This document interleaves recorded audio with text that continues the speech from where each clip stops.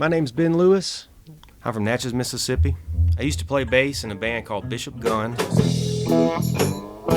We toured the United States and we toured in Europe, and we opened up for the Rolling Stones and for Leonard Skinner. And we were really fortunate to be able to record in some really great studios in Muscle Shoals and in the Nashville area.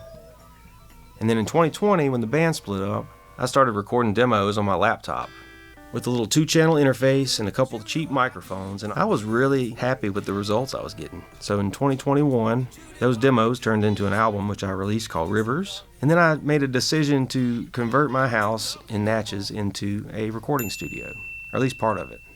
So I replaced some windows and doors, I tore out sheetrock, I read everything I could get my hands on, and watched all the videos that I could find on building a studio and on acoustic treatment and on microphones and gear reviews and how-to videos to do different types of carpentry work and framing. And eventually I ended up with my living room as a control room, and then I decided to do the same thing in my bedroom, but I made that into a tracking room.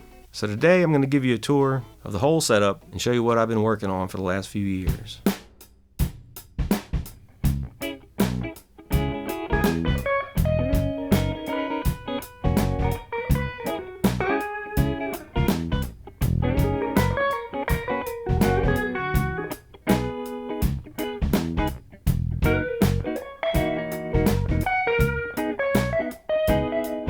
This is the control room now. It was the living room at one point, and this is where I started tearing out the sheetrock, and it was all original to the house from 1950s when it was built.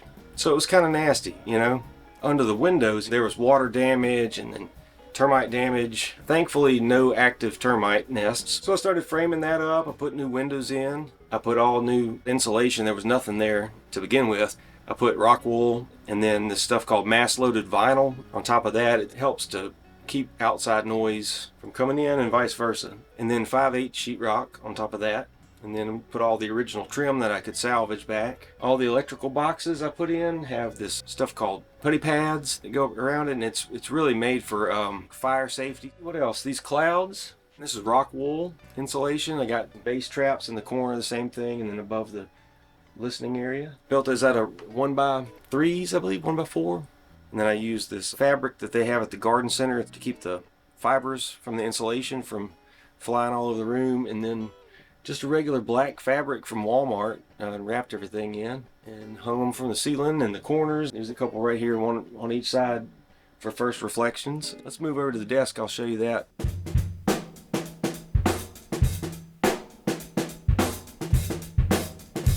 So this is the desk. This is the centerpiece basically of this whole room. My dad built this tabletop and the two supports underneath probably 2007 or so, and then he left it in the shop. It just kind of sat there until about a year ago, and realized I needed a bigger desk than what I was working from at that point, and I added 4 legs underneath it. And then I started planning out the rack gear in the top for the monitors and for the screen, and measuring, make sure I had enough depth for each piece, and there wasn't going to be anything behind it to stop me from putting a bigger piece of gear in there.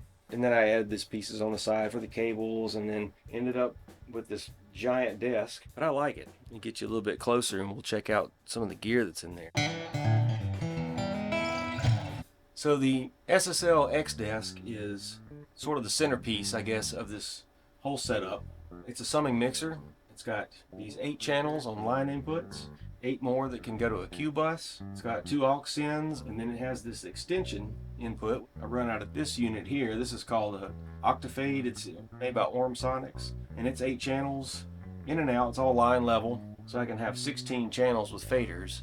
Each one of these has a direct out, but it also sums to this 2 bus, so this can go back in as an extension. I can run all these inputs from either the tape machine or from Pro Tools into this, compress it on the 2 bus and bring it back in. Above this is a pair of Warm Audio preamps and a pair of these purple compressors. Above that we have these PM1000 channel strips. Those things sound really great too. And above that, 2A. Then there's a DBX above that, 166A Revive Audio did a mod on that, and I guess it's supposed to be more like an SSL bus compressor. I don't have one of those, and I've never used one before, so I really don't have anything to compare it to, except for the before sound of that compressor, and it does sound noticeably better, just cleaner signal. We talked about the X-Desk, but above that is 8 EQ modules, one for each of these input channels. Above that is the Warm Audio 76, and that thing has some miles on it. I bought it used. You know, the meter doesn't quite work right on it, so you just got to use your ears broke.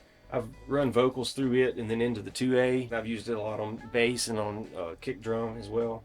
And then above that is the Warm Audio bus compressor. That little transformer button, I don't know why anybody would ever turn that off. It just sounds way better with it on. Just a more pleasant experience with that button pushed in. Always engage transformers.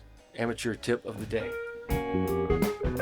All right, check out part 2 of this video. It's going to be linked right here, I hope. And if I can't figure out how to do that, I'm going to stick it in the description. So if there's nothing here, check down there.